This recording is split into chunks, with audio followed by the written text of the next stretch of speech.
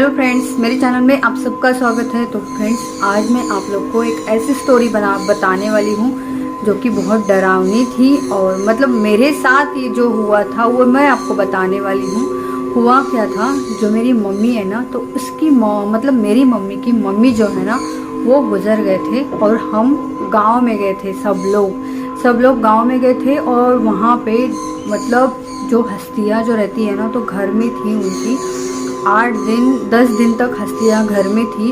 और हम सभी लोग हमारी मम्मी के साथ गए थे वहाँ पे। और वहाँ पे जाने के बाद और जो छोटे छोटे गांव रहते हो वहाँ पे तो सभी जगह पे लाइट चली जाती है। और वहाँ पर भी लाइट चली गई थी और रात को हम लोग सब सो गए थे, लाइट चली गई थी और दिया विया कुछ भी नहीं लगाया था, पूरा अंधेरा था। और जो मेरे मामा मामी थे वो दूसरे रूम में सो रहे थे और हम लोग मतलब मैं, मेरी मामा की लड़की, मेरी बड़ी बहन, हम तीनों लोग एक रूम में सो रहे थे, जहाँ की मेरी मम्मी की मम्मी जो थी वहाँ उनकी हस्तियाँ वहाँ पे रखी हुई थी। और वहाँ पे हम तीनों लोग उसी रूम में सो गए थे। और रात को अचानक से मेरी आँख खुली। आँख खुलने के बाद अंधेरा था, पूरा अंधेरा। आप सोच सकते हो कितना डरावना होगा वो। मतलब वो उस टाइम पे मुझे कितना डर लग रहा होगा, मुझे बहुत डर लग रहा था। और मैं सोची कि मेरे साथ कोई है कि नहीं इस रूम में सोने के लिए। तो मैंने यहाँ पे मतलब मेरी बाजू में देखा तो मेरी बहन थी। मतलब हम 3 लोग सिर्फ रूम में थे।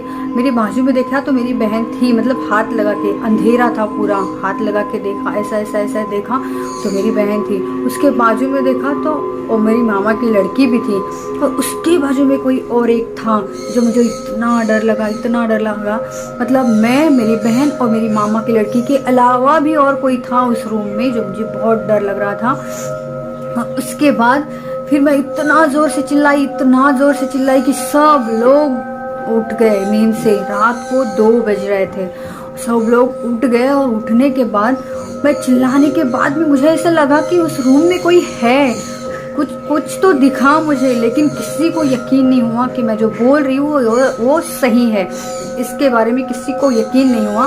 और उसके बाद मैं इतना ज़ोर से, मतलब 2 बार मैं इतना ज़ोर से चिल्लाई तो सारे लोग उठ गए नींद से और आ गए और मुझे पूछने लगे क्या हुआ क्या हुआ। तो मैं बता रही थी उनको कि यहाँ पे कुछ है, इस रूम में कोई था, हम तीनों के अलावा चौथा और कोई था उस रूम में।